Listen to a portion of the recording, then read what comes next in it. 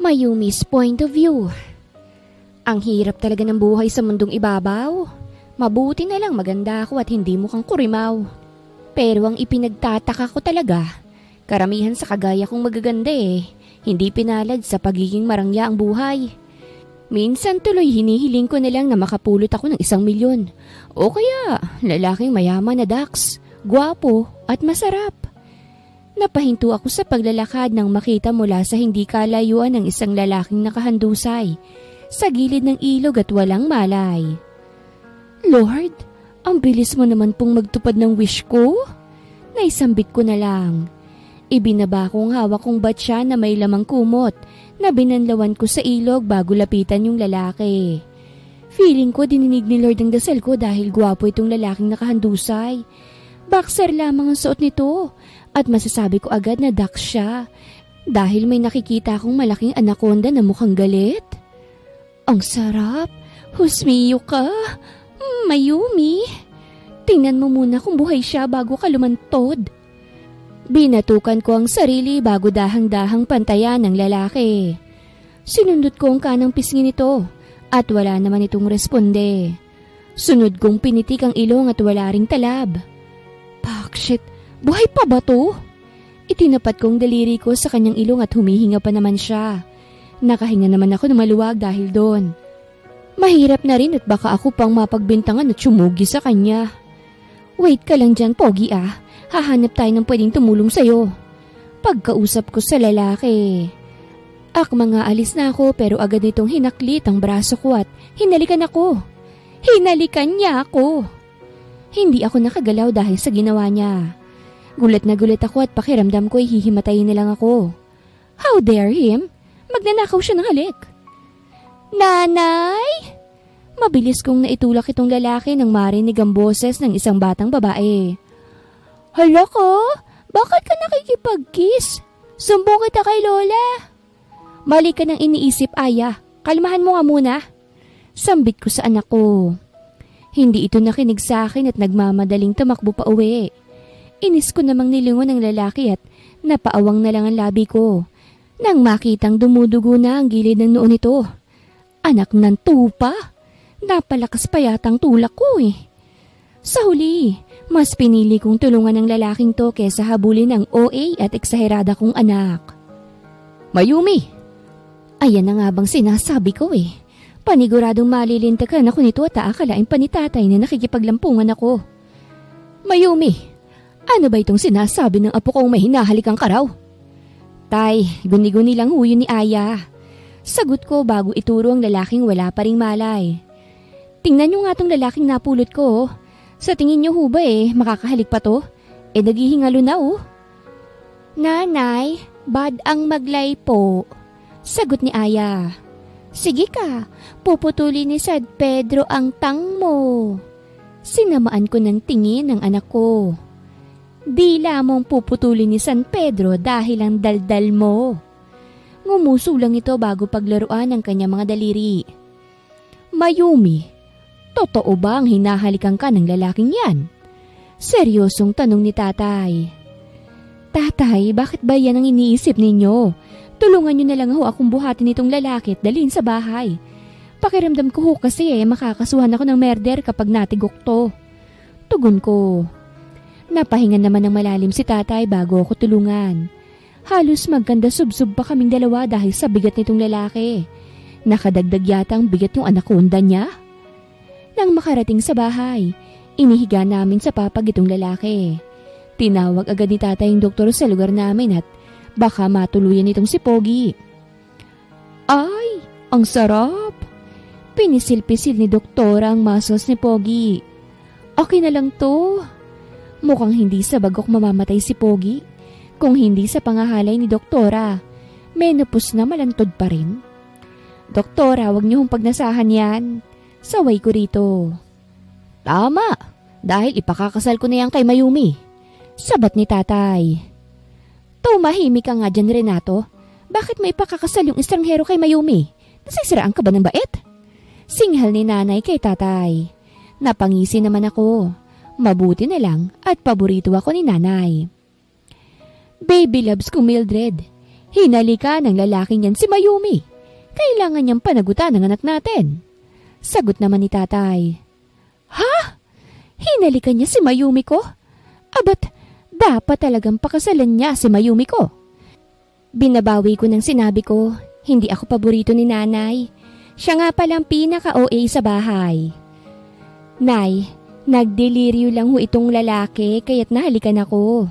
Tugon ko. Wag nga ho kayong masyadong OA dyan. Mayumi, magpapakasal kayo at wala kang magagawa. Matanda na rin naman kami ng tatay mo kaya't kailangan mo na rin ng katuwang sa buhay. Isa pa, kailangan din ni Aya ng ama. Teka, magkawig itong lalaki tsaka si Aya oh. Baka yan ang nakabembang sayo. Sambit ni nanay. Inilipat-lipat ko naman ang tingin ko sa lalaki at kay Aya. Magkahawig nga sila pero mas lamang ang itsura ko.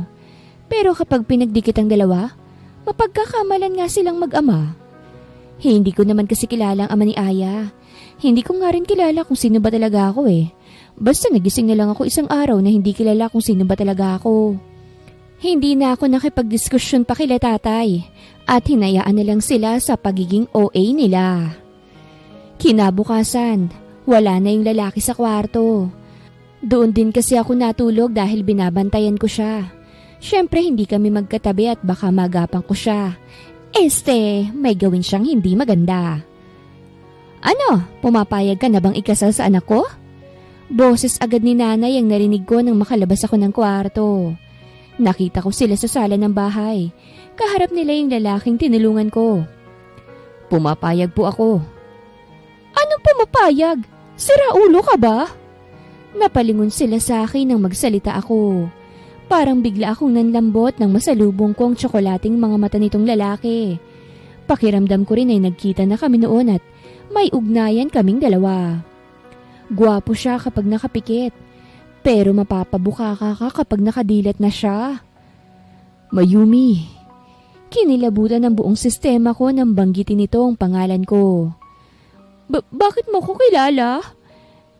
Bakit mo na ako nauutal? Kapag pogi ba required talagang mautal? Your parents told me your name. Casual na sagot nito. May point naman siya. Assuming lang talaga ako masyado. Basta, walang magaganap na kasal. Madiing sambit ko. Nanay, meron po. Tugon ni Aya. Nikausap na ni Lolo yung mayor pong panot. Tatay naman. Reklamo ko. Anak, para ito sa ikakabuti mo. Sagot ni nanay. Anak, may dahilan kami ni nanay mo. Isa pa kailangan din ni Aya ng tatay. Alam mo naman na minsan naghahanap ng tatay ang anak mo. Sabi ni tatay. Maniwala ka lang sa amin anak. Lahat ng desisyon namin ay para sa ikabubuti mo. Hindi ko alam pero parang may alam sila na hindi ko alam. Parang may itinatago sila sa akin. Nanay, okay lang sa akin pong maging tatay siya. Nakangiting sabi ni Aya. Pogi naman po siya at mukhang may pera. Tsaka magkamukha naman po kami. Papasa na po talagang magtatay kami. Napahinga na lang ako ng malalim bago tumango. Wala na rin naman akong choice. Close ko naman yung mayor sa lugar namin. Madali lang naman siyang pakiusapan na pekein ang kasal namin nitong si Pogi. Tama, yun na lang ang gagawin ko. Napansin kong bahagyang pagngiti ni Pogi kaya tinaasan ko siya ng isang kilay. Anong tinitingin-tingin mo dyan? Gusto mong tanggalin ko lahat ng ngipin mo? Banta ko sa kanya. Nagkibit balikat lamang ang mokong at hindi na ako pinansin. Irap naman ang isinagot ko sa kanya. Masayang-masaya na ako dahil akala ko napeke kong kasal. Ako pala itong nauto dahil hindi siya napeke. Paano ko nalaman? Sinabi lang naman sa akin ni Mayor. Hindi ko alam kung anong ginawa nitong si Tyrone at napasunod si Mayor. You're glaring at me again. Nagsalita na ang mokong. Ewan ko ba kung anong trip nito? Ayaw umuwi sa kanila. Kaya dito pa rin kami nakatira kila nanay. Maliit lang ang bahay nila nanay. Kaya iyon, lumipat muna sila nanay sa bahay nila sa bayan. Doon dapat kami kaso ayoko doon dahil masyadong maraming chismosa. Marami rin kasi akong kaaway doon na nanay. Inaaway kasi ng mga anak nila si Aya. Ayun, inaaway ko rin ng mga anak niya. Nanay, konti na lang po at parang may lalabas na sungay na sa head nyo. Nakangusong sabi ni Aya na naghihimay ng malunggay. Bakit galit ka kay Tyrone? Tyrone ang tawag ng anak ko kay Mokong. Ayaw niya pa raw ng tatay kasi nahihiya siya at baka ayaw rin daw ni Tyrone. Aya, Tito Tyrone nga. Pagdatama ako sa kanya. Ginawa mo ng tropa yan masyado. Okay po. Tugon ng batang babae. Saan ko po pala ilalagay itong malunggay? Tapos na po ako eh. Iwan mo na lang dyan. Sagot ko. Sige na, pwede ka na maglaro doon. Huwag ka lang lalapit sa ilog at baka tangayin ka.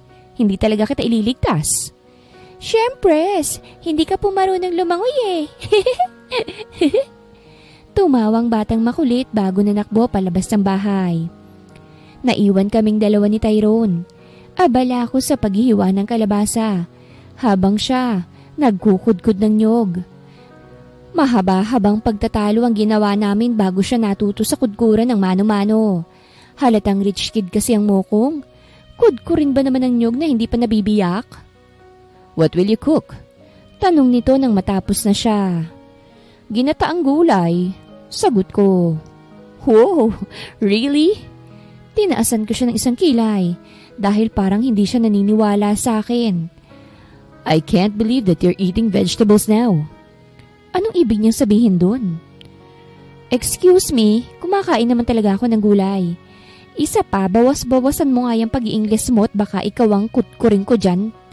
Pagsusungit ko sa kanya. Masama pa rin talagang loob ko dahil sa kasal namin. Pero may parte sa puso ko na masaya. Basta ang hirap ipaliwanag eh. Masyadong nagbubuhol-buhol ang utak ko. Parang pubic hair ko.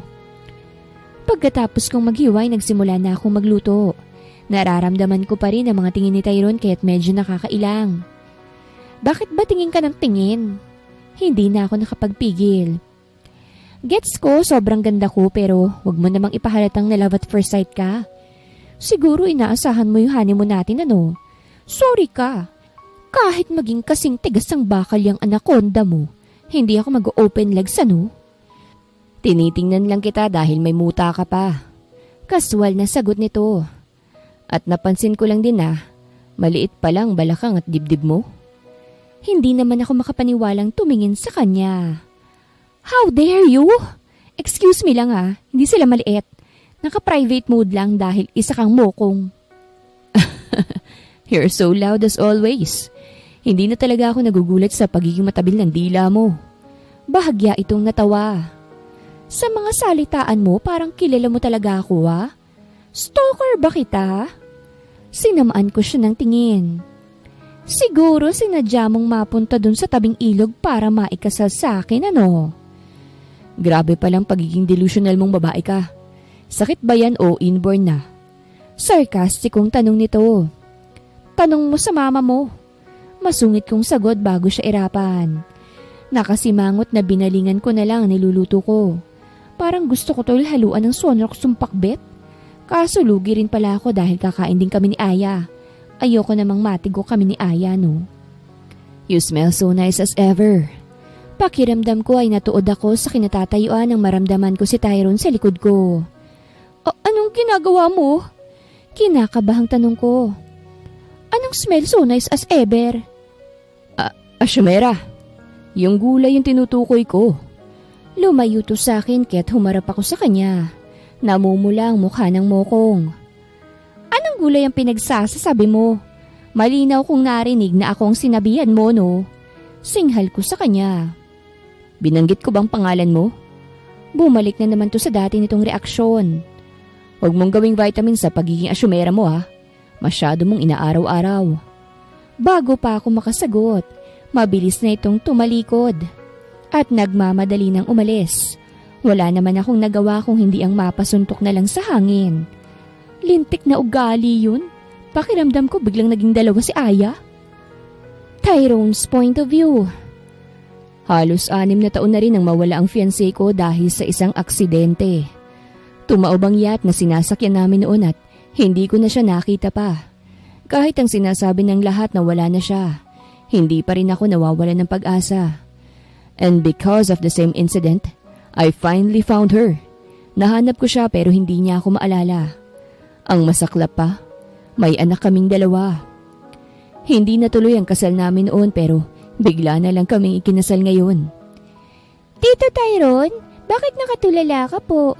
May iniisip ka rin bang utang? Nabalik ako sa ulirat ng may batang babaeng nagsalita. Magkatong utang mo pong iniisip? Si nanay kasi 500 yung utang doon sa ninang kong chismosa. Wala po akong utang. Tugon ko. May iniisip lang si Tito Tyrone mo. Alam kong hindi pa handa si Aya na tawagin akong tatay. Ayos lang naman sa akin dahil handa akong maghintay. Siguro iniisip mo po kung bakit mo po pinakasalan si nanay ano? Sabi nito. Don't worry, Tito Tyrone. Mabunganga man po si nanay, mabait naman yan. Baka nga po type ka niyan eh. Sa tingin mo, type ako ni nanay mo? Pakikisakay ko sa kanya. Nag-thumbs up naman to. Si nanay pa po, mahilig sa pogi yun eh. Ano na namang kasiraan ang pinagsasabi mo sa aking bata ka? Lumabas ng kwarto si Mayumi. Gusto mo bang iwang kita rito at hindi isama sa palengke, ha? Nanay, hindi naman po kita nisisiraan po eh. Nisasabi ko nga ko po kay Tito Tyrone na super bait mo po. Sagot ni Aya. Never naman po kitang sisiraan, nanay. Ganda-ganda mo po kaya. Talaga? Maganda ako? Nagpipigil ang iting tanong ni Mayumi. Mabilis namang tumango si Aya. Mahina naman akong napatawa. Kahit na wala siyang alaala, masasabi ko pa rin, siya pa rin ang Mayumi ko. Mabilis kasing mauto kapag nasasabihang maganda. Bakit pinagtatawanan mo ko? Tinaasan ako nito ng isang kilay. Ano? Hindi ka ba sang-ayon kay Aya na maganda ako? I didn't say that. Kaswal kong sagot. Tumawa lang ako dahil masaya ako. Besides, you're really beautiful, Mayumi. Para kang sira. Bago ito tumalikod ay nakita kong pagngiti nito. Tara na nga, baka tilapia akong mailuto ko dahil sa panguto niyong 2. Nagkatingin na naman kami ni Aya at parehong napabungis-ngis bago sundan si Mayumi. Dahil medyo tabing ilog ang bahay nila Mayumi, kinakailangan muna nilang maglakad ng 15 minuto bago sila makarating sa sakayan. Tito Tyrone, pwede po ako pasan sa batok mo? Tanong ni Aya. Yung mga friends ko po, pinapasan sila ng papa nila sa batok. Gusto ko rin pong subukan. Ngumiti naman ako bago tumango. Pwedeng-pwede. Binuhat ko siya at inilagay sa batok ko. Napapalakpak naman ito at bahagya pang napatili. Wow! Ganito po pala kapag matangkad. Natatawang sabi ni Aya. Thank you, Tito Tyrone. Dahil dyan, payag na po akong magkaroon ng kapatid. Manahimik ka nga dyan, Aya. Baka gusto mong makurot ko yung ilong mo. Sabi ni Mayumi. Nanay, favorite mo pong kurutin yung ilong ko. Ganyan po ba kapag pango? Abat! Sinubukan niyang abutin si Aya pero inangat nito ang kanyang mga paa. Hindi mo po ako maaabot. Natatawang sabi ni Aya. Mayumi, mamaya mo na siya gantihan. Baka mahulog siya. Mahinahong sambit ko. Napasimangot na lamang si Mayumi bago na unang naglakad. Nang makarating kami sa sakayan, ibinaba ko na si Aya. Sumakay kami sa tricycle na sobrang baba kaya para akong sanggol na nakabaluktot. Manong, bakit po ang baba ng tricycle nyo? Hindi po tuloy kasya si Tito Tyrone. Nakangusong sabi ni Aya. Anak, maliit kasi si Manong. Minsan nakadepende sa driver ang taas o laki ng tricycle nila. Tugon ni Mayumi. Nakita ko namang sumimangot ang driver kaya't sinaway ko ang 2. Hindi ko minsan maintindihan tong mag-ina ko eh. Madalas magkaaway. Pero madalas ding tandem sa mga kalokohan. Nang makarating sa palengke, nagbayad agad ako. May sama pa ng loob ang tricycle driver sa amin at sinabing wag na kaming sasakay sa kanya. Aya, wag kang turo ng turo mamaya ha. Kasya lang ang budget ni nanay sa pagkain natin.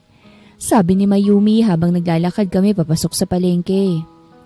Ako nang gagastos ng lahat. Sabat ko. Lahat ng kailangan natin sa bahay, bilhin mo na. Lahat ng gusto ni Aya, bilhin mo rin. Akong bahala sa gastos. May pera ka ba? Tanong ni Mayumi. Yes, tugon ko. I can earn money even when I'm sleeping. Teka nga, hindi naman siguro gumagawa ka ng iligal ano? Naniningkit ang mga mata nito. Abat umayos ka, Tyron ha? Ayoko ng asawang may iligal na gawain. Mayumi, hindi ako gumagawa ng iligal. Hindi ko kayo ipapahamak ng anak natin. Napanguso naman siya bago umiwas ng tingin. Mamili na nga tayo, wag mo na akong landiin. Natawa na lamang ako bago tumango. Hinayaan kong mamili si Mayumi ng mga kailangan namin sa bahay. Hindi ko alintana ang gastos dahil kaya kong bayaran lahat yon. Nilingon ko si Aya. Pansin kong pasulyap-sulyap to sa mga laruan. Aya, pwede kang kumuha ng mga gusto mo. Nakangiting sabi ko sa kanya. Ako ang magbabayad ng lahat. Nahihiya po ako eh. Nakangusong sagot niya. At saka baka magkulang budget natin sa pagkain. Matakaw pa naman po ako. Napatawa ko bago haplusin ang kanyang buhok. Don't be shy, Aya. Hayaan mong ibigay ko mga gusto mo. Pambawi na lang din sa ilang taong wala ko sa tabi niyo ng nanay mo. Sure ka po ba may pambayad ka? Wala ka namang trabaho po eh. May trabaho ako, Aya. Nakalib lang po ako ngayon dahil gusto kong makasama kayo ni nanay mo. Okay po. Thank you, Tita Tyron. Hinalikan ako nito sa pisngi bago siya nagsimulang mamili ng mga laruan niya. Hinayaan ko naman to. Lahat ng mga pinamili ni Mayumi ay ako ang nagbitbit. Hanggang ngayon ay masyado pa ring wais sa pamimili itong mahal ko. Mas focus talaga siya sa mga kailangan sa bahay. You can buy clothes for you and for Aya. Nakangiting sabi ko sa kanya. It's on me, Mayumi. Hindi mo kailangang magpigil. Hindi talaga ako magpipigil. Once in a lifetime lang tong mabibili namin ni Aya ang mga kailangan namin. Kaya kakapalan ko ng mukha ko. Tugon niya. Hinayaan ko lang siyang mamili ng mga damit. She even bought for me. Mayumi, sino yung gwapong kasama mo? Tanong ng matandang tindera. Asawa ko ho. Sagot ni Mayumi. Sobrang gwapo ano? Nadaan kasi sa gayuman ng ganda ko. Sus, maniwala kong asawa mo yan. Sabi ng isang babaeng tegasupot na mga binili namin. Hindi naman sa pag-aano pero may ganyan ba kagwapo na papatol sa babaeng single, ma'am? Umarko ang isang kilay ni Mayumi. Pinagsasasabi mo, siya rin ang tatay ni Aya, no? Tingnan mo nga magkamukha sila. Shadow kang gitera kahit kailan. Sa susunod invite kita kapag gagawa ulit kami ng bata. O kaya i-video ko tapos isend ko sa'yo. Kasura ka. Padabog na dinampot ni Mayumi ang mga pinamili namin at padabog na lumabas. Nagbayad naman ako. Keep the change. Ipambili mo ng gamot sa inggit ang sukli. Inirapan ko yung babae bago lumabas. How dare her insult my wife? Kung hindi lang ako naawa dun sa matanda, ipapasara kong pwesto nila eh. Mayumi, don't be mad. Kumain na lang tayo. Nakangiting sabi ko sa kanya. Sa bahay na lang, ang dami nitong pinamili natin eh, baka mahirapan ka na. Sagot niya. How about, let's take out a food? Anong oras na? Baka malipasan kayo ng gutom ng anak natin kapag nagluto ka pa. Sambit ko. O ikaw ang bahala. Baka kasi isipin mo masyado kung tinitake advantage ang libre mo. Mahinang sambit niya. Mayumi, never kong iisipin yun. Hinawakan ko ang kanyang kamay. Mag-asawa tayo. Lahat ng akin, sa'yo na rin. Pag-aari mo na ang lahat ng mga pagmamayari ko. At higit sa lahat, pagmamayari mo na ako. We, siguro may kapalit to ano? Naniningkit ang mga mata nito. Siguro may gagawin kang kalokohan. Napatawa naman ako bago yumukod at bigyan siya ng halik sa labi. Ayan, bayad ka na. Kiss lang naman talagang gusto kong kapalit eh. Namula naman ang buong mukha nito bago tumalikod at mabilis na naglakad. Muntik pa itong masubsob kaya't napatawa na lamang ako. Lumingon ako kay Aya. Ngumisi lang sa akin ang batang babae at nag-thumbs up. I guess, nanay na lang ang kailangan kong makuhang loob. Mayumi's point of view. Lintik na Tyrone to. Masyado niyang ginugulong sistema ko. Ewan ko rin ba sa sarili ko? Kinikilig ako kay Tyrone. Komportable rin ako sa kanya. At minsan, baliwala na sa akin ang pagiging clingy niya. Madalas ko rin siyang napapanaginipan. Ang malala ay nagbebembangan kami sa panaginip. Lintik na yan! Sino kausap mo? Tanong ko kay Tyrone nang makapasok ito ng bahay. Kumakain kami ng hapunan nang may tumawag sa kanya. Sobrang tagal niyang kausap yung tumawag. Natapos na kaming kumain ni Aya at ngayon lang din siya natapos makipag-usap sa tumawag. Huwag mo sabihing may totoong asawa ka pala ha. Abat, huwag mo lang subukang gawing kabit ako ha. Tatadta rin talaga kita. Banta ako sa kanya. Easy lang po mahal. Tumawag lang yung katrabaho ko. Sagot niya. May diniscuss lang sa aking meeting kaya't natagalan kami sa pag-uusap. Wala akong babae. Kahit i-check mo pa yung cellphone ko. Inilahad nito ang cellphone niya. Shemay, damang-dama ko naman ang pagiging loyal niya sa akin. Sobrang in love na ito sa akin. Wag na. Alam kong hindi ka mambababae. Mahinang sambit ko. Ipagpatuloy mo na yung pagkain mo. Nandun pa si Aya at hinihintay ka. Kakain daw siya ulit para may kasabay ka. Hindi ko na siya hinintay na sumagot at dumiretso na ako sa kwarto ko. Kahit kasal kami ni Tyrone, magkahiwalay kami ng kwarto. Hindi nga kami nag-honeymoon eh. Okay lang naman daw kay Tyrone dahil nire-respeto niya ako. Naupo na ako sa kama ko at kinuha ang cellphone ko. Nag-open ako ng social media at si Tyrone agad ang bumungad sa akin. Tyrone Mason? Tinitigan kong mabuti ang kanyang litrato. At sa gitna ng pagkakatitig ko, may malabong imahe ang lumilitaw sa isip ko na naging sanhi ng pagkasakit ng ulo ko. Inalog ko naman ang ulo ko at ibinaba ang cellphone. Dati yatang engkanto tong si Tyrone eh. Tapos type niya ako. Nasabi ko na lamang bago itulog ang sakit ng ulo ko. Kinabukasan nga'y naging maayos na ang pakiramdam ko. Himala nga rin na hindi ko na panaginipan si Tyrone. Mukhang nagsasawa ng panaginip ko sa bembangan naming dalawa. Si Aya, tanong ko kay Tyrone. Wala kasing bulinggit ang sumalubong sa akin. Nasa school, sagot niya. Ha? School? Nanlaki ang mga mata ko. Bakit nasa school siya? May sakit ba siya? Grade 1 na kasi si Aya. Pero 1 linggo lang itong pumasok dahil umayaw agad. Bukod kasi sa binubuli siya, ayaw niya ring makipaghalubilo talaga. Palaging nagtatantrums kaya hinayaan kong huminto muna siya sa pag-aaral. Sobrang tamad ni Aya sa pag-aaral, kaya nabibigla ko na malamang nasa eskwelahan siya. Mayumi, sa school ko siya dinala. Paano magkakaroon siya ng sakit? Takang tanong nito. Allergic kasi sa pag-aaral si Aya, kaya't nakakapagtaka na napapayag mo siyang mag-aral. Tugon ko. Ano bang suhol ang ibinigay mo sa kanya? At saka papaanong pwede pa siyang pumasok? Matagal nang nagsimula ang pasukan na. I just talked to her properly. Ipinaliwanag ko kung gaano kahalaga ang edukasyon. Matured naman mag-isip si Aya kaya napapayag ko siya. Wow! Sa akin na nanay hindi nakinig. Unfair talaga minsan ng tiyanak na yun. Sa isang private school ko siya pinasok. Binigyan na lang siya ng special class doon. Kaibigan ko yung teacher kaya huwag ka na mag-alala.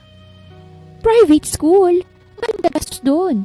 Isa pa baka malayo yun. No worries Mayumi. May mga nagbabantay kay Aya kaya hindi mo na kailangang mag-alala.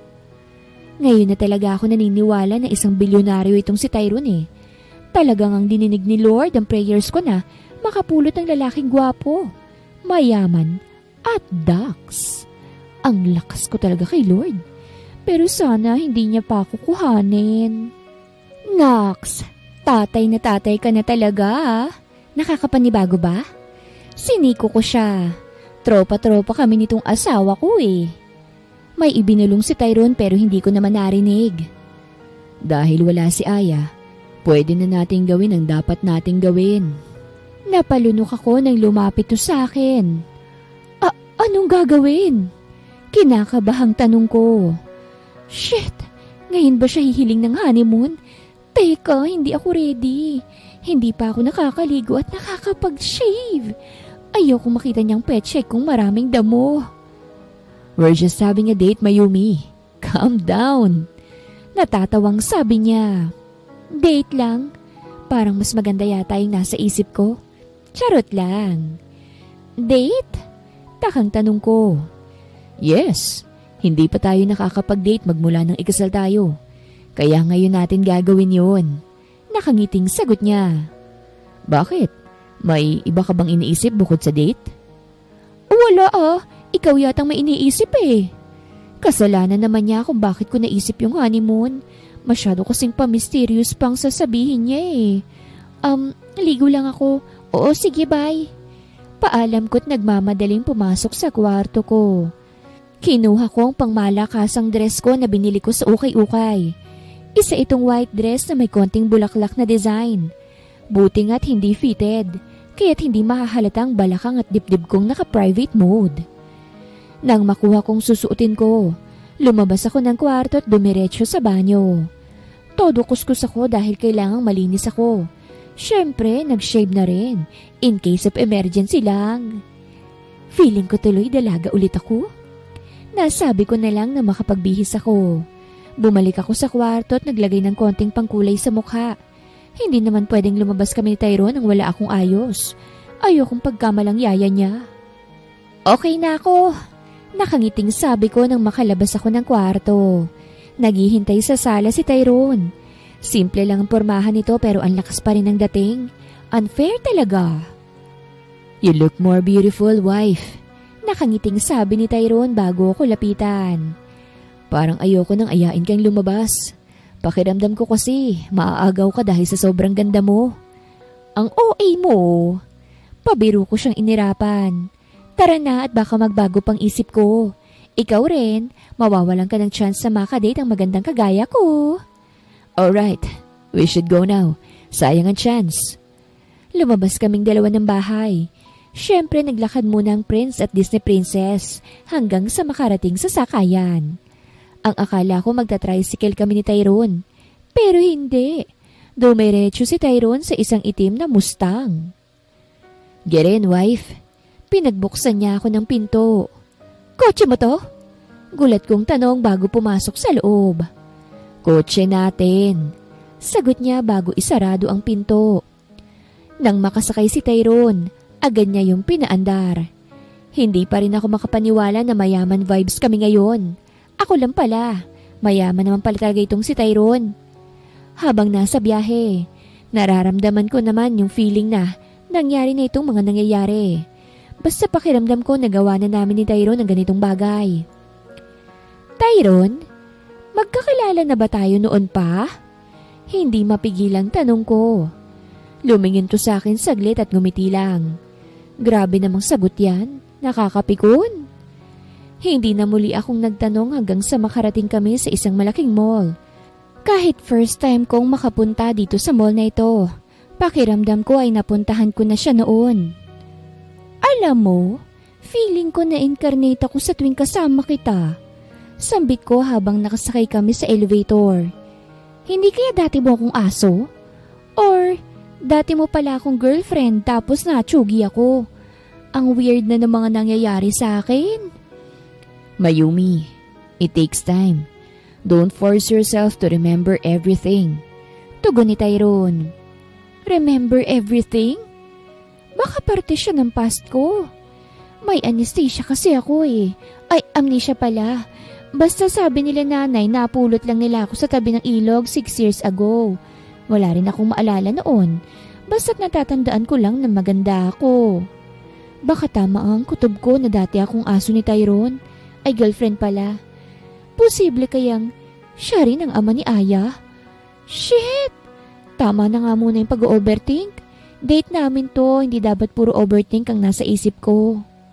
Saan na tayo? Tanong ko kay Tyrone. Nagpa-reserve ako sa isang restaurant. Doon tayo dediretso. Tugon niya. Dumiretso nga kami sa isang mamahaling restaurant. Huwag kayo Patayo-tayo lang ako sa almusal dati. Ngayon nasa steakhouse na ako. What do you want for your steak, ma'am? Tanong ng waitress. Luto. Sagot ko. Narinig ko naman ang mahinang pagtawa ni Tyrone, kaya't nagtatakang tiningnan ko siya. Pareho na lang nung sa akin yung kanya, sabi ni Tyrone sa waitress na tumangulang. Anong oras ang uwi ni Aya? Baka madatnan tayo no na wala sa bahay. Magtatampo talaga yun. Mamaya pang uwi niya. Don't worry. Alam ni Ayang tungkol sa date natin. Ngumiti ito. Let's just enjoy this date of us. Tumango na lamang ako at nilibang ang aking sarili. Ayokong tingnan si Tyrone. Baka siyang kainin ko imbis na yung steak. After 8 billion years, dumating na yung order namin. Excited naman akong kumain at napapikit na lamang dahil sa sarap. Ang sarap! O kong sambit. Thank you sa libre Tyrone. The best tropa. Asawa ka sa akin. Anything what makes you happy, wife. Nakangiting tugon niya. Nakita kong may sauce sa gilid ng labi niya kaya't kumuha ko ng tissue at pinunasan yun. Halata namang natigilan siya dahil sa ginawa ko. May sauce lang. Sambit ko bago umayos ng upo. Wife, hindi ganyan ang tamang pagtanggal ng sauce. Nakangiting sambit niya. Kumunot naman ang noo ko. Paano? Ganito. Tumayo ito at dumukwang papalapit sa akin. Para akong kinuryente nang dumampi ang labi niya sa gilid ng labi ko. Chancing ko! Mahinang singhal ko sa kanya. What? Tinatanggal ko lang naman yung sa gilid ng labi mo. Painosenteng sagot niya. Inirapan ko naman siya at nagpatuloy na lang sa pagkain. Pagkatapos namin kumain, bumili kami ng ice cream at naglakad-lakad. Literal na mag-asawa kami ngayon. Sing-sing lang talaga ang kulang. Wala kasi kaming wedding ring. Wifey, hintayin mo ako rito may bibilhin lang ako. Sabi ni Tyrone. Saglit lang ako, promise. Tumango naman ako bago maupo sa isang upuan. O sige, bilisan mo lang Tumango naman to bago umalis. Tahimik naman akong naghihintay doon habang kumakain ng ice cream. Napapagitnaan pa ako ng dalawang naglalampungan pero deadma lang ako. Hihilingin ko na lang na madapa sila. Mayumi? Napatigil ako sa pagsubo ng ice cream nang may ginang na sumulpot sa harapan ko. May kasama itong babaeng mukhang kontrabida rin. Pamilyar din sila sa akin pero hindi ko alam kung saan ko sila nakita. Sino ho kayo? Tanong ko. Medyo kahawig nung ginang yung asawa ko. What if siya yung nanay ni Tyrone tapos kontrabida siya? Akalain mo nga naman, buhay ka pa rin hanggang ngayon. Sabi nito bago ko tingnan ng masama. Bakit ka bumalik Maghihiganti ka ba? Bakit? May ginawa ka ba sa akin? Tanong ko. Huwag ka ngang umakto na parang hindi kami kilala.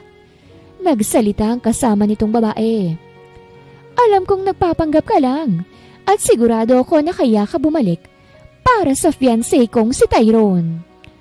Fiancé niya si Tyrone? Hoy! Huwag niyo nga akong awayin dahil hindi ko kayo kilala. Inis akong tumayo. Ang ganda-ganda ng mood ko bigla niyong sisirain. Diyan na nga kayo. Hahakbang na sana ako pero bigla na lamang nandilim ang paningin ko at sumakit ang aking ulo. Samot-saring blurred na imahe ang pumasok sa isipan ko. Ramdam ko ang pagbagsak ng katawan ko. Pero bago ako bumagsak sa sahig, isang bisig ang sumapo sa akin. Mayumi! Mayumi! Narinig ko ang boses ni Tyrone. Damn wife, open your eyes! Kinondisyon kong sarili ko. Nang maramdaman kong okay na ako, nagmulat ako ng mga mata. Mangiyak-ngiyak na mukha ni Tyrone ang bumungad sa akin. Are you okay? Alalang tanong nito. Tyrone! Niyakap ako nito ng mahigpit. Nag-alala ako sa iyo Akala ko mawawala ka ulit sa akin. Imbis na sumagot, niyakap ko lamang siyang pabalik at sumubsob sa kanyang matigas na dibdib. Tyrone's point of view. Pagkatapos na nangyari sa mall, palagi na akong sinusungitan ni Mayumi. Alam ko namang may sinabi sa kanya ang mami ko at si Erica. Kaya umuwi na muna ako sa amin para kumprontahin sila. Tyrone, finally, you're back. Anong sinabi niyo kay Mayumi? Putol ko sa sasabihin ni mami. Anong sinabi niyo sa kanya sa mall? Nagparamdam ka ba para lang sa babae na yan? Inis na tanong nito. Tyrone, 6 na taon siyang naglaho. Tapos magpapauto ka ulit sa kanya. Gumising ka nga sa kalokohan mong yan, Tyrone. She didn't left me, Mom. Ibang nangyari sa sinabi mo sa akin. Madiin kong sambit. Hindi siya sumama sa ibang lalaki. Hindi niya ako ginamit, Mom. Nagka-amnesia si Mayumi dahil sa nangyaring aksidente. Hindi siya nakabalik dahil hindi niya ako maalala. At nagpauto ka naman? Siguradong ginagamit ka lang niya dahil kailangan niya ng pera. Tugon nito. Tyrone, kay Erica ka na lang. Mas gagandang buhay mo kasama siya. Mas mamahalin ka ni Erica. I don't love her, Mom. Si Mayumi lang ang mahal ko. Ano bang pinakain sa'yo ng babaeng yan, ha? Bakit palagi na lang siyang pinapaboran mo? Miski ako na ina mo, hindi mo ko magawang paboran. At ilang beses ko bang sasabihin sa'yo na hindi ko siya gusto para sa'yo? Ayoko sa babae na yon. Yeah, you don't like her. Binigyan ko siya ng isang malamig na ngisi. Kaya nakipagsabuatan ka kay Erica na gawin ang aksidenteng nangyari sa amin 6 years ago. Anong sinasabi mo? Utal na tanong nito. Wala akong alam doon Tyrone. Sinisiraan niya lang ako. You knew everything, Mom. Alam ko na ang lahat. Madiing sambit ko. Alam ko ang ginawa niyo ni Erica. Nung una hindi ako naniwala pero dahil sa mga ebidensyang nakalap ko, napatunayan kong kayo ni Erica ang gumawa ng bagay na yon. Tyrone, nandito ka na pala. Dumating si Daddy. Mabuti naman at maayos ka lang. Grabe ang pag-aalala ko sa iyo, Tyrone. Sinabi sa akin na nahulog ka sa yate mo. Akala ko kung napano ka na. I was saved, Dad. I was saved by Mayumi.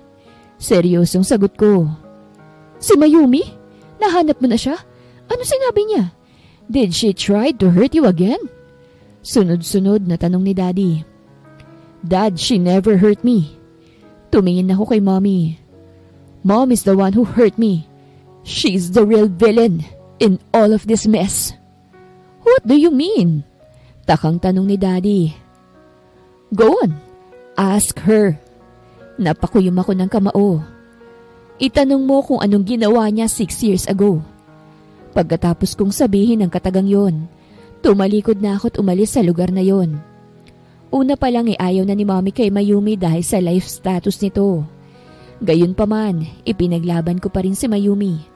Ang akala ko nga'y ayos ng lahat pero may pinaplano pala si Eric at si Mommy. May yacht date kami ni Mayumi ng araw na yon. Sa yacht din ako nag-propose. We're both happy that time, but tragedy happened. Tumaob ang yacht namin at nahulog kami ni Mayumi. Masyadong malalim ang tubig at malakas ang alon kaya't nahirapan akong hanapin siya. The next thing I knew, nawalan ako ng malay. Nang magising ako wala na si Mayumi at hindi ko na siya nakita pa. Nang makita kong muli si Mayumi, pinaimbestigahan ko ang nangyari. Tumaob ang yacht namin dahil sa pagsabog ng makina. May naglagay ng maliit na bomba sa makina at si Mommy at Erica ang nag-utos ng bagay na yon. Saan ka galing? Nakapamewang na si Mayumi agad ang bumungad sa akin nang makauwi ako. Galing ka ba sa fiancé mong si Erica? Fiancé ko si Erica? Who told you that? Takang tanong ko. Siya at ang nanay mo. Sagot niya. Kaya palang tagal mong makipag-usap palagi sa cellphone. Si Erica sigurong kausap mo, no? Kung may fiancé ka pala, hindi ka na dapat pang pumayag sa kasal natin. Wife, wala akong fiancé. Mabilis ko siyang nilapitan at hinawakan sa kamay. Ikaw lang talagang babae sa buhay ko. Nagsisinungaling lang sila Mommy sa'yo. We! Mayumi, hindi ako siraulong lalaki. Hindi ko papasukin ng isang bagay na ikasasakit ng iba. Bahagya ko siyang tiningnan. Isa pa, nangako ako sa sarili ko na hindi kita sasaktan. You're too important to me, Mayumi. I would rather kill myself than hurting you. Nakita ko naman ang pagpipigil niya ng ngiti at bahagya akong napatawa. Oo na, naniniwala na ako sa mga pambobola mo. Pigil ang ngiting sambit niya. Bitawan mo na ako. Kukuhanin ko na yung pagkain ni Aya para maihatid natin sa kanya. Tumango naman ako bago bitawan ng kanyang kamay. Gusto kasi ni Mayumi na makita kung papaanong mag-aral si Aya kaya pupuntahan namin siya sa school niya. Nang makalabas nga si Mayumi, umalis na kami. Siyempre magkahawa kamay kaming dalawa. Gusto ko lang masecure siya. Isa pa, gusto ko ring maglambing para maging panatag ang loob niya. Halos 30 minutes ang ibinyahe namin ni Mayumi bago marating ang school ni Aya. Bumaba kaming dalawa ng sasakyan at pumasok sa loob. Ang aga mo namang magsundo. Bumungad sa amin ang babaeng guro ni Aya. Naghatid lang kami ng pagkain. Sagot ko bago akbayan si Mayumi. By the way, this is Mayumi, my wife. Nanlaki ang mga mata nito nang makita si Mayumi. Alam kong may sasabihin siya kaya sinenyasan ko agad siya. Bakit nanlalaki ang mga mata mo? Tanong sa kanya ni Mayumi. Nagandahan ka siguro sa akin ano? Small things na yan para sa akin. Peke namang tumawa si Maris. Oo, nagandahan ako sa'yo. Nakakapagtaka nga na pinatulan mo tong si Tyrone eh. Nagsalubong naman ang kilay ko dahil sa kanyang sinabi. Sinasabi mo bang hindi bagay ang kagwapuhan ko sa kanya? I didn't say anything. Nagkibit balikat ito bago lingunin si Aya na busy sa pagsusulat. Aya, nandito sila nanay at tatay mo. Napaangat naman ang tingin si Aya. Mabilis tong tumayo nang makita kami. Nanay! Masaya itong yumakap sa binti ni Mayumi bago lumipat sa akin. Tatay ko? Natigilan naman ako dahil sa itinawag nito sa akin. What did you just call me? Nauutal kong tanong. Tatay po! Nakangiting sagot nito. Dahil super love mo kami ni nanay. Tatay na po ang tawag ko sa'yo. I love you, tatay. Pinantayan ko naman siya't agad niyakap. Hindi ko rin mapigilang maiyak dahil sa sobrang saya ko. Pakiramdam ko tumatalon din ang puso ko dahil sa sobrang saya. I love you, anak. Sambit ko bago punasan ng luha. Mahal na mahal ka ni tatay at gagawin kong lahat para sa'yo. I love you, tatay. Wag na po ikaw iiyak ha. Ang laki ng butas ng ilong mo po. Sabi ni Aya bago bumungis-ngis. Natawa naman ako at hinalikan siya sa pisngi. Ang drama niyo namang mag-ama? Sabat ni Mayumi. Tama na yan. Aya, kumain ka na at hindi pa tapos ang school mo. Pumwesto kami sa isang gilid at doon pinakain si Aya. Ako ang taga-subo sa kanya dahil ayaw niya kay Mayumi. Masyado ka nang nagpapababy sa tatay mo ha? Sabi ni Mayumi bago kurutin ang pisngi ni Aya. Baka hindi mo na ako love niyan, ha? Nanay, love pa rin po kita. Pareho ko kayong love ni tatay. Nakangiting sabi ni Aya. Gusto ko lang po ng lambing ni tatay. Aba po, hindi pwedeng ikaw lang nilalambing ni tatay, no? Huwag ka pong isda. Anong isda? Selfish! Tumawang batang babae kaya't natawa na lamang din kami ni Mayumi. Pagkatapos naming pakainin si Aya, nagpaalam na kami ni Mayumi. Hindi kasi kami pwedeng nandun lang at baka madistract si Aya. Date ulit tayo, wife. Nakangiting sabi ko kay Mayumi. Tumango naman siya kaya't dumiretso kami sa kotse. Akwang paandarin ko na yon pero may kumalabog na malakas. Hindi ko alam kung ano nangyari. Basta't namalayan ko na lamang na nakabaliktad na ang kotseng sinasakyan namin at masakit ang buong katawan ko. Dahan-dahan kong nilingon ang asawa ko at halos mandumo ako nang makitang naliligo ito sa sarili niyang dugo. Mayumi! Sinubukan ko siyang abutin pero bago pa man dumampi ang kamay ko sa kanyang balat, nilamon na ako ng kadiliman. Mayumi's point of view. Alam ko na ang totoo. Naalala ko na ang lahat ng nangyari sa akin at kung bakit ako nawala ng alaala. Ang tanga ko. Hindi ako makapaniwala na nakalimutan ko ang lalaking mahal ko. 6 na taon na rin palang nangungulila sa akin si Tyrone. Ang masakit pa para sa kanya, hindi niya agad nalaman na may anak kami. Anak, ayos ka na ba? Alalang tanong ni Nanay Fina bago hawakan ang kamay ko. Anak, wala na bang masakit sa'yo? Tanong naman ni Tatay Pido. Si Nanay Fina at Tatay Pido ang mga taong tumulong sa akin.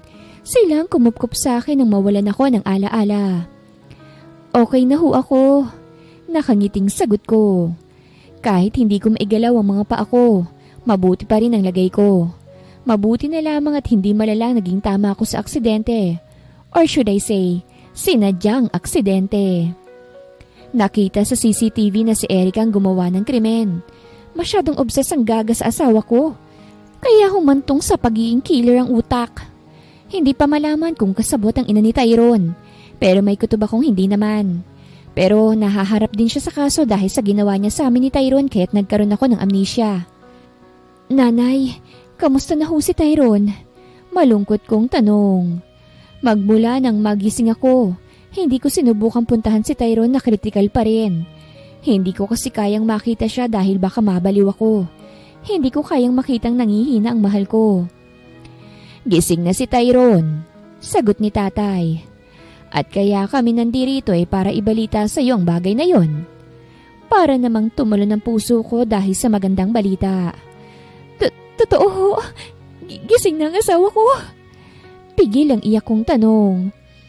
Gusto ko ho siyang puntahan. Kaso may problema sa kanya. Malungkot na saad ni Nanay. Mukha kasing nawalan siya ng ala-ala. Gusto ko ho siyang puntahan. Naisambit ko na lamang. Tumango naman si tatay bago ko alalayang makasakay sa wheelchair ko. Medyo napipikon ako sa amnesia na to Masyado nang ginagambalang pagmamahalan namin ni Tyrone. Papasok na ako sa kwarto ni Tyrone pero napatigil ako nang biglang dumating si Aya. Dumiretso agad to sa akin at yumakap. Nanay, nagtawag po kay teacher si Lolo. Gising na raw po si tatay kaya't nagpahatid ako sa ospital.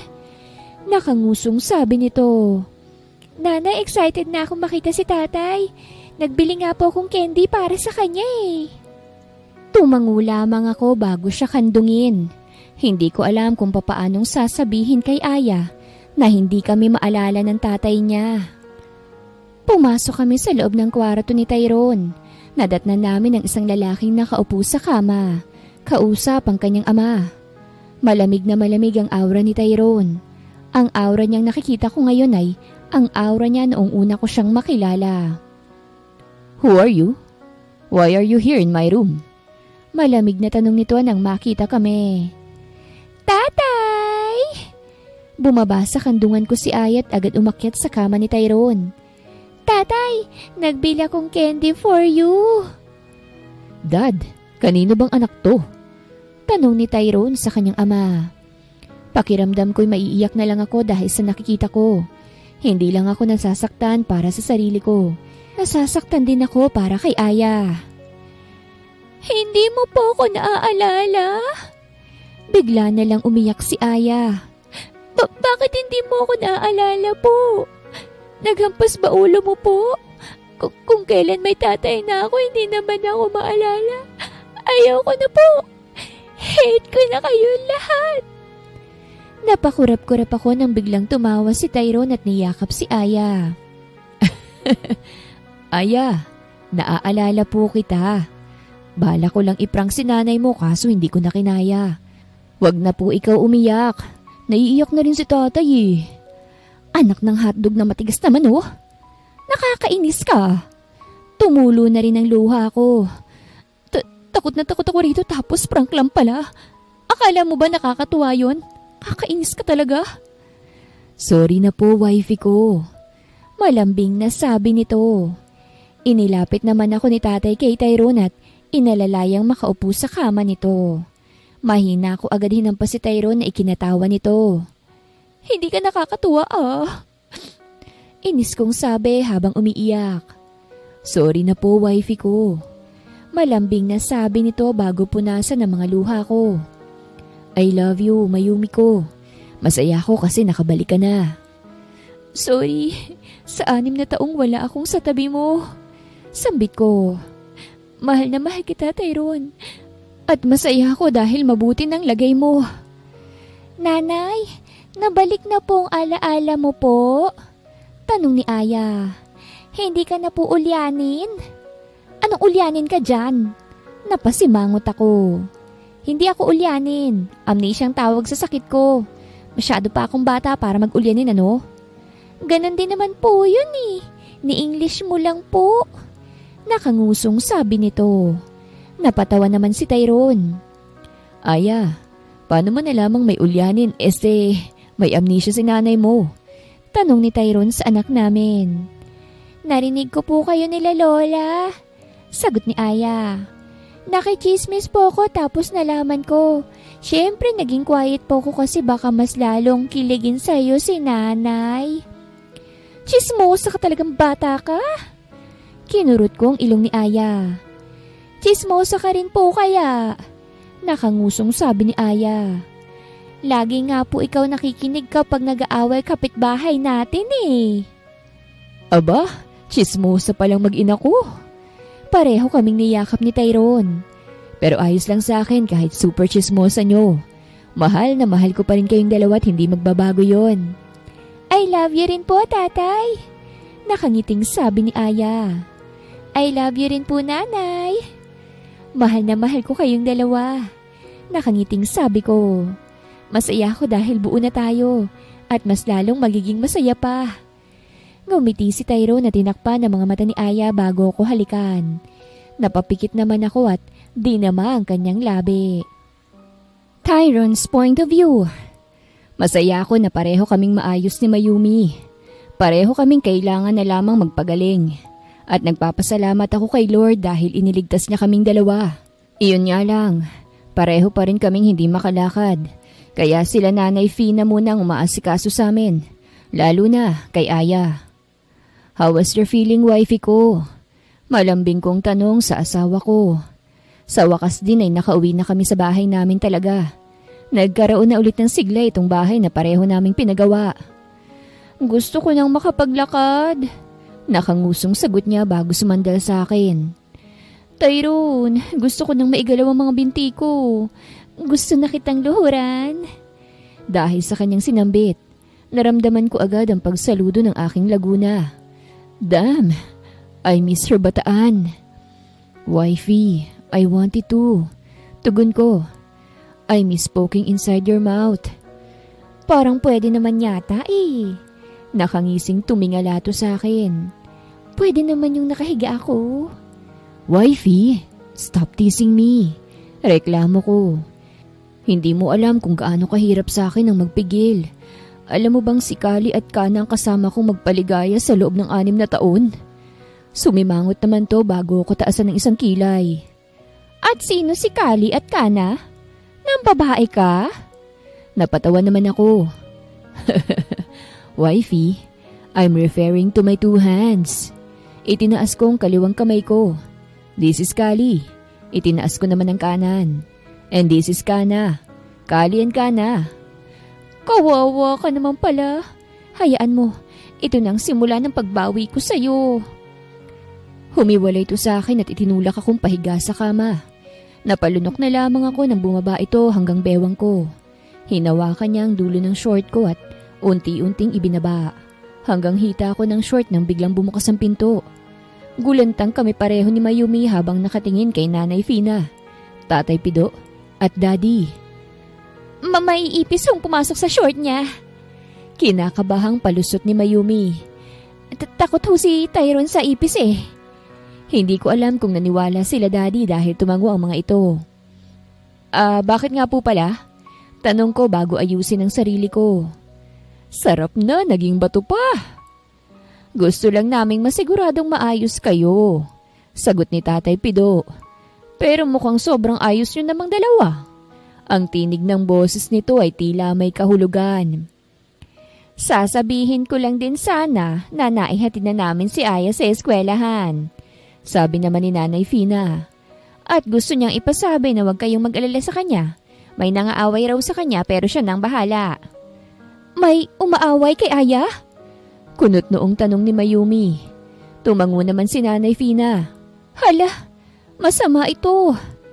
Nagdala ng maliit na kawali si Aya. Ang sabi niya kailangan niya daw sa school. Biglang tumunog nga ang cellphone ko. Tumatawag ang teacher ni Aya. Maris, may ginawa ba si Aya? Bungad ko agad sa kanya. Inunahan ko na dahil inaasahan ko rin yun. Tyrone, ang anak mo! Hinampas ng kawali sa mukha yung kaklase niyang lalaki. Pahina ng pahina ang boses nito. May bukol yung batang lalaki. Si Aya naman maraming pasa sa braso at may kagat din. May pasa ang anak ko? Kumunot ang noo ko. Papaanong nagkapasa ang anak ko? Hindi siya sinasaktan sa bahay. Ngayon ko lang din nalaman na sinasaktan pala siya ng batang lalaking hinampas siya ng kawali sa mukha. Ngayon nga lang nagsumbong ang isa pang kaklase nila Aya eh. Tugon nito. Kailangan namin kayo rito. Nandito na kasi yung parents ng batang lalaki. We'll go there.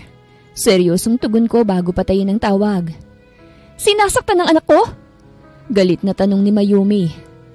Tyron, never kong pinagbuhatan ng kamay si Aya. Kung alam ko lang na ganun, talyasi ang pinadala ko kay Aya. Kami na lang pupunta sa eskwelahan, sabi ni Daddy. Sa itsura niyong dalawa, hindi ko kayo pwedeng pasugurin doon at baka managa kayo. Dad, gusto naming sumama. Pinutol ni Tatay Pido ang aking sasabihin. Kaya na namin to, Tyrone. Kami nang gagante para sa iyo. Tatay, pakisiguradong mas magandang gante ha. Hindi pwedeng sinasaktan ng ibang anak ko. May diing sambit ni Mayumi. Tumangulang sila nanay at tatay bago lumabas. Si Daddy naman ay nanatili sa kwarto. Tuloy niyo na ang ginagawa ninyo. Nangiting sabi ni Daddy. Bigyan niyo ako ng lalaking apo ha? Bumungis-ngis si Daddy bago lumabas ng kwarto. Tumingin naman ako kay Mayumi na namumula ang buong mukha. Wifey, lalaki na raw na apo. Mahinang sabi ko. Kaya natin yan ngayon. Marami tayong oras dahil paniguradong mamaya pang uwi ng mga yun. Wala na ako sa mood dahil inaalala ko si Aya. Tugon niya. Gusto kong puntahan si Aya at masiguradong okay lang talaga siya. Mayumi, kilala mo naman yung anak natin, di ba? Sigurado akong magiging okay siya.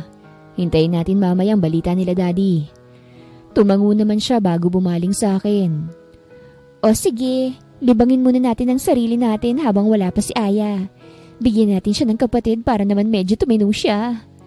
Natawa naman ako bago siya halikan. Mayumi, hindi man ako makalakad pero ibibigay ko sa iyo ang best performance ko at best giling ko. Excited na ako, hubby ko. Ngumisi ako at hinalikan siya. Tumugon naman to sa aking halik at sinabayan ang aking panggigigil. Sinulit kong oras na meron kaming dalawa. Ipiniramdam ko kay Mayumi ang 6 na taong pangungulila ko. Aking pinanggigilan ang kanyang bataan. Sinigurado kong sinasagad kong laguna ko sa kanyang loob. Halos nakailang rounds din kami bago ako tumigil. Pagod na pagod ang asawa ko at mahimbing nang natutulog. I love you so much, wifey ko. Hinalikan ko ito. Bumaba ako sa kama at sumakay sa wheelchair ko. Kumuha ko ng isang basang bimpo at nilinisan ng asawa. Pagkatapos ay binihisan ko pa. At baka maabutan pang hubad siya. Paniguradong manunukso na naman sila Daddy. Sakto ang nakapagbihis ako, dumating na sila Daddy. Tumakbo agad palapit sa akin si Aya. Nagsalubong agad ang aking kilay nang makitang puro pasa niyang braso.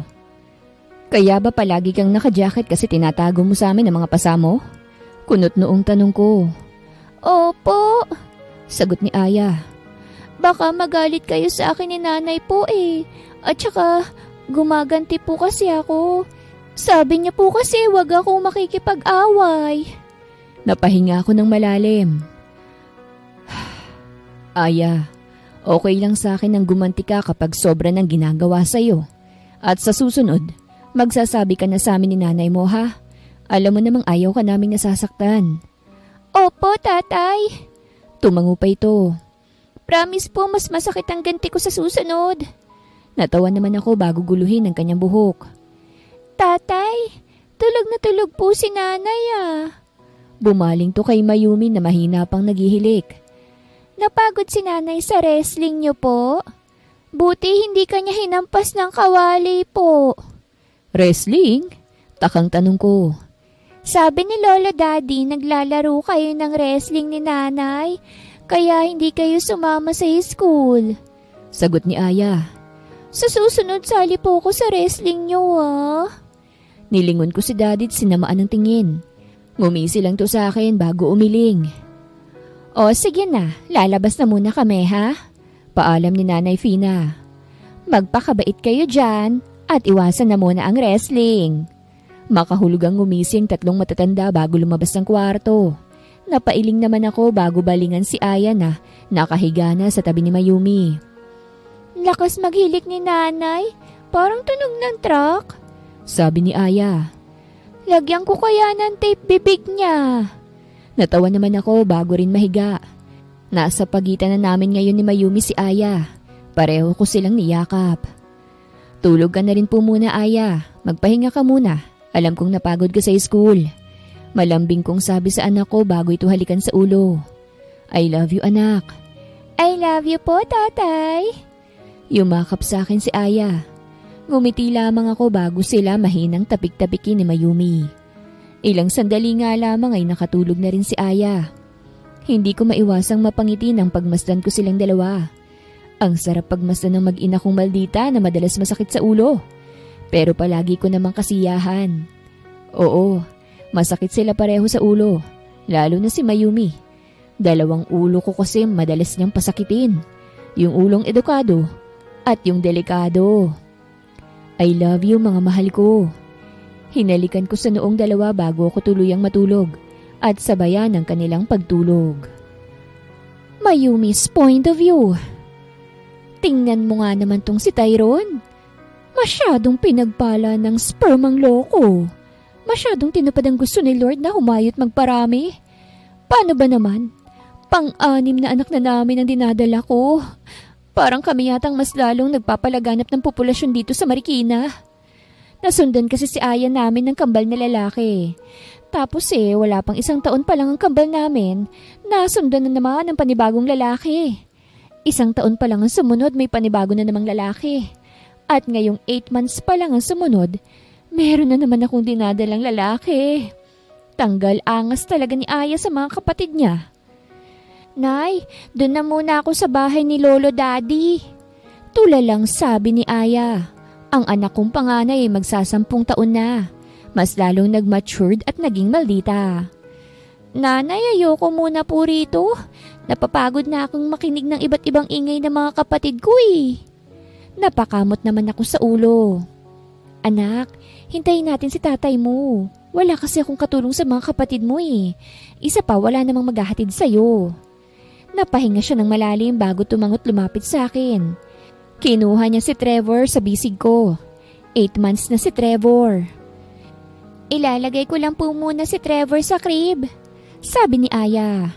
Ramdam na ramdam ko rin ang pagka-stress niya sa mga kapatid niya. Humihiling din kasi si Aya ng babae kaso talagang walang magawa Ilang posisyon ang sinubukan namin. Lalaki pa rin talaga. Tyler, linisin niyo yung mga kinalat niyo ha? At baka ngat-ngatin na naman ni Trayson yan. Utos ko sa kambal. Alam niyo naman yan, lahat ginagawa niyang snacks. 4 years old na ang kambal ko habang si Trayson ay 2 years old. Nanay, si Trayson nagkalat po Ayokong iligpit.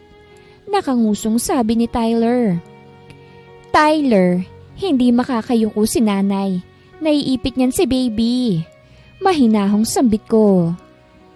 Tyler, we need to help nanay. Huwag nga ikaw tamad. Sita ni Taylor sa kakambal. Ako higpit po, sabi ni Trayson. Sorry nanay, kakayat ako. Okay lang po Trayson, hindi naman galit si nanay.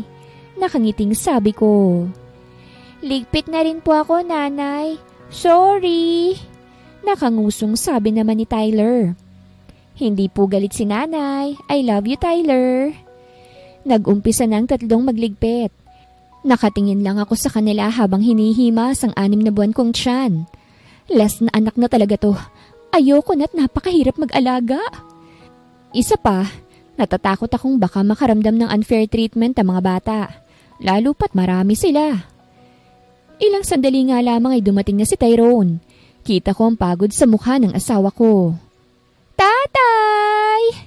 Sabay-sabay na tumakbo ang mga bata kay Tyrone at yumakap sa binti nito.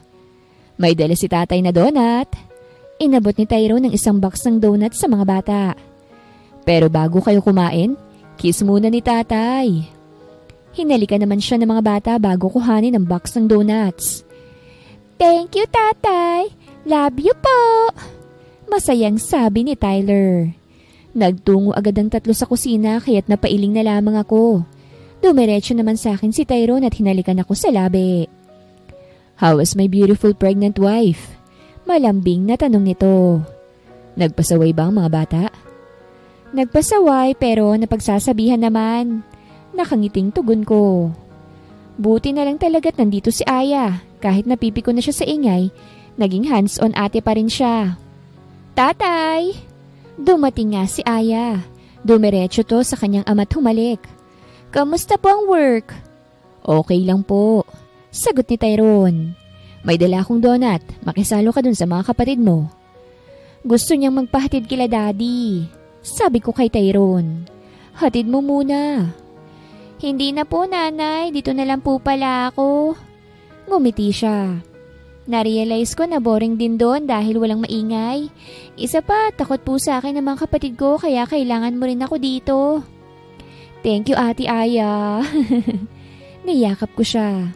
Huwag ka mag-alala, wala nang susunod. Hindi na madadagdagan ng populasyon ng Marikina. Sapat na siguro yung 6 sa amin. Tumango naman si Aya.